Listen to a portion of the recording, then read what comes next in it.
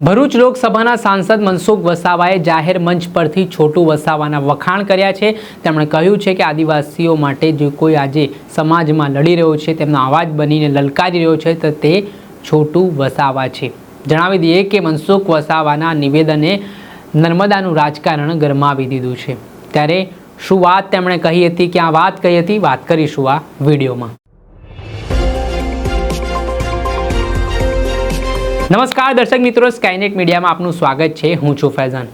આમ તો કહેવાય છે રાજકારણમાં કોઈનો કાયમી દુશ્મન નથી હોતો, ત્યારે વાત છે હવે નર્મદા જિલ્લાની। ભલે ગુજરાતમાં આમ તો ચૂંટણી નથી હોતી, પરંતુ નર્મદા જિલ્લામાં જેવી રીતે વિવિધ રાજકીય પાર્ટીના નેતાઓની જે નિવેદનબાજીઓ સામે આવતી હોય છે, તેના કારણે નર્મદા જિલ્લાનું રાજકારણ અવારનવાર ગરમાયેલું જોવા મળતું હોય છે। ત્યારે હવે વાત છે ભરૂચ લોકસભાના સાંસદ મનસુખ વસાવાની, જેઓ એક સેવા સેતુ કાર્યક્રમમાં હાજરી આપે છે અને હાજરી દરમિયાન તેમણે આદિવાસી સમાજની ચિંતા કરી હતી। સાથે જ તેમણે ભારતીય આદિવાસી પાર્ટીના રાષ્ટ્રીય અધ્યક્ષ છોટુ વસાવાના ભરપેટ વખાણ કર્યા હતા। તેમણે કહ્યું કે આજે આદિવાસી સમાજ માટે જે લડત ચલાવે છે, જેઓ લલકાર ભરીને તેમનો અવાજ ઉઠાવે છે, તે છોટુ વસાવા છે। તે ભલે મારી ટીકા કરતા હોય, પરંતુ તે વખાણ લાયક છે, કેમ કે તેમણે એવા કામો ભૂતકાળમાં કર્યા છે। સાથે તેમણે આડકતરી રીતે નામ લીધા વિના ચેતર વસાવા ઉપર અને મહેશ વસાવા ઉપર પણ પ્રહાર કર્યા હતા। તેના જ કારણે અનેક પ્રકારની ચર્ચાઓ વેગવાન બની છે। પહેલા તો શું કહી રહ્યા છે ભરૂચના સાંસદ મનસુખ વસાવા, તે સાંભળી લો। આદિવાસીના હક ને અધિકારની વાત કરે છે, પણ હક ને અધિકાર આપણને વાત જ કરના મેળવી નથી શકતા। હું છોટુભાઈ નો ચોક્કસ હું આભાર માનું। આજે પોલિટિક્સ અહીંયા વાત ના થાય, પણ છોટુભાઈ નો ચોક્કસ હું આભાર માનું। અને આપણા પૂરતો ને આખા ગુજરાતના લોકો એમના જીવનમાંથી પ્રેરણા લઈને આદિવાસી હક ને અધિકારની વાત કરી। લોકોમાં એક જાગૃતિ આવી છે, લોકોમાં એક જાગૃતિ આવી છે, અને ઘણા બધા લોકો એમના હક ને અધિકારની વાતને લઈને ઘણા બધા લોકો લાલ પીળા પણ થયા। ઘણા બધા લોકો લાલ પીળા પણ થયા। લોકોમાં એક જાગૃતિ આવી। દરેકે દરેક ક્ષેત્રમાં જે જાગૃતિ આવી, ભલે છોટુભાઈ મારા માટે સારું બોલે કે નહીં બોલે, પણ એમનું જે ઉમદા કાર્ય છે એ તો હું જાહેરમાં હું કહું છું, દરેક જગ્યાએ કહું છું। છોટુભાઈની કાર્યને હું બિરદાવું છું।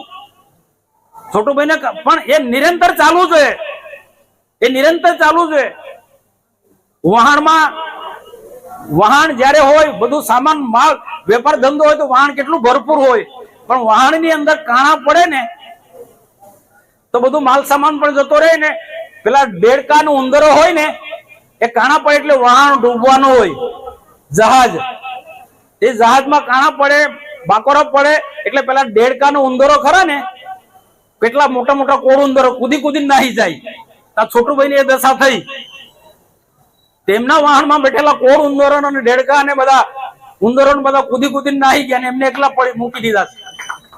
આ સ્પષ્ટ છે ભાઈ, આદિવાસી સમાજ માટે જે માણસ લડત ચલાવ્યો હોય એને દુઃખના સમય, મુશ્કેલીના સમય એની સાથે રહેવું જોઈએ, એની સાથે રહેવું જોઈએ। હું આ બોલું છું, એમનો વખાણ કરું છું, એમાં મને ઠપકો બી મળે છે, મને ખબર છે, પણ એની ચિંતા નથી કરતો હું। એની ચિંતા નથી કરતો, સાચું તે સાચું કહેવાનું છે। હા, એમના પરિવારના લોકોએ કાળજી રાખવી જોઈએ, એના પરિવારના લોકોએ પણ કાળજી નથી રાખી, એ પણ કાળજી રાખવી પડે। તમારા બાપે શું નથી કર્યું? બાપનું જે સામ્રાજ્ય ટકાવી રાખવું જોઈએ ને, કેમ રફે દફે થવા, એના માટે જવાબદાર કોણ છે? આદિવાસીના હક ને અધિકાર માટે છોટુભાઈ જે લલકાર કર્યો છે, એવું ગુજરાતમાં કોઈ આદિવાસી નેતા નહીં કરી શકે। હું વિરોધ પક્ષમાં છું, છતાં બોલું છું। છોટુભાઈ મારી ટીકા કરી તોય હું બોલું છું। સાચું એ સાચું કેવું પડે। આદિવાસી સમાજે આગળ આવવું હોય તો એક એક આદિવાસી સમાજે બોલવું પડશે, જાગૃત થવું પડશે।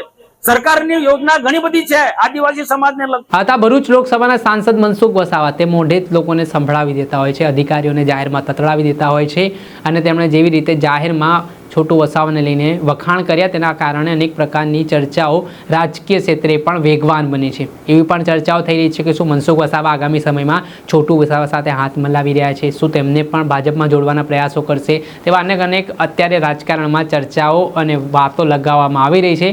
જેમાં હાલ આ તો આદિવાસી સમાજનો પ્રશ્ન છે, ને આ સમાજના પ્રશ્નમાં તમામ રાજકીય નેતાઓએ પાર્ટીઓ એક બાજુ મૂકીને સમાજ માટે આવવું જોઈએ તે પ્રકારની હાંકલ ભૂતકાળમાં પણ આદિવાસી નેતાઓ, છોટુ વસાવા હોય, દિલીપ વસાવા હોય, તે કરી ચૂક્યા છે, પરંતુ એવું કંઈ જોવા ના મળ્યું. પણ હવે ભારતીય જનતા પાર્ટીના સાંસદે જે રીતે આદિવાસી સમાજને લઈ છોટુ વસાવા લડતા હોય તે પ્રકારની વાત કરી છે, તેના કારણે અનેક ચર્ચાઓ વેગવાન બની છે. દર્શક મિત્રો, અત્યાર સુધીમાં બસ આટલું. આવા નવા વિડીયો સાથે આપણે માહિતગાર કરતા રહીશું, એટલે સ્કાયનેટ મીડિયાને આપ લાઇક કરો, સબસ્ક્રાઇબ કરો અને શેર કરવાનું ભૂલતા નહીં.